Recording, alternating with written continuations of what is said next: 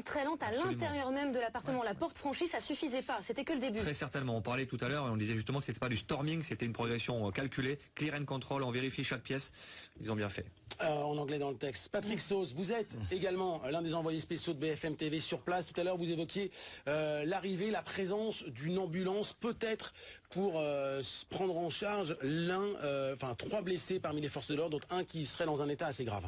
Voilà, pour l'instant, les mouvements que nous voyons le plus, ce sont des mouvements de secours. Il y a eu une nouvelle ambulance qui est passée sans sirène, mais avec les gyrophares très doucement depuis un camion de CRS.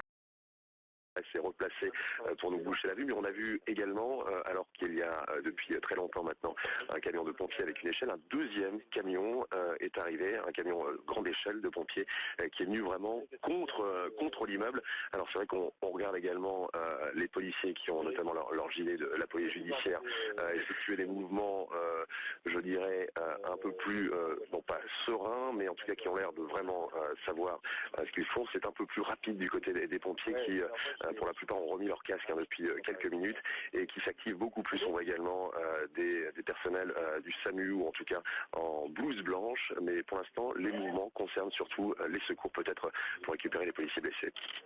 Avec vous, merci beaucoup Patrick Sauce, tir extrêmement doué, on le disait, selon une source policière, 300 cartouches au total. Qu'est-ce qui a fait que le RAID a pris cette décision d'intervenir? Ça faisait déjà 31 heures qu'on y était, pas de nouvelles depuis 22h45. Pourquoi 10h30 ce matin, Laurent Comte? Au bout d'un moment, c'est vrai qu'il faut aller vérifier. On ne peut pas rester dans l'attente.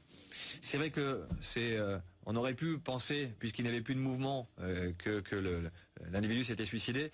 Je pense que cette décision de fouiller et d'investigation a été faite au moment où le jour s'est fait, où il y avait une très bonne visibilité. Imaginez qu'on soit rentré de nuit sur un individu préparé à ce point, déterminé à ce point, caché, si ça se trouve dans un coin de 2 pièces, mais ça aurait pu être encore plus difficile. Gérard Lopez n'est pas particulièrement psychiatre, évidemment. Elle n'est pas particulièrement surpris, mais c'est quand même, d'un point de vue extérieur, totalement hallucinant. Cet homme qui s'arrête de parler volontairement et qui se mure dans le silence pendant 10 heures pour pouvoir, entre guillemets évidemment, accueillir les forces de l'ordre à coups de rafale. Le psychopathe est un stratège extrêmement froid.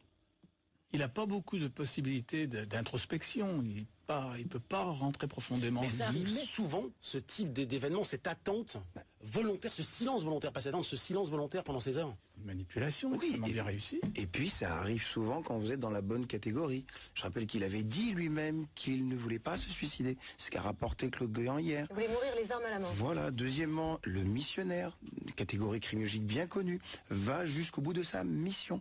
Et troisièmement, il est psychopathe, effectivement. Et quand on est psychopathe, eh bien, vous pouvez autant compartimenter la gentille négociation pour savoir exactement où est-ce que vous en êtes du côté des négociateurs et les prendre piégés. Rappelez-vous la logique prédatrice qu'il a traqué finalement ce militaire. Il l'a débusqué à l'endroit où il voulait, et ben là il s'est tapis quelque part et il attendit les clairement, ces dernières heures, il préparait un piège. Il se reposait pas, clairement, il préparait cette riposte.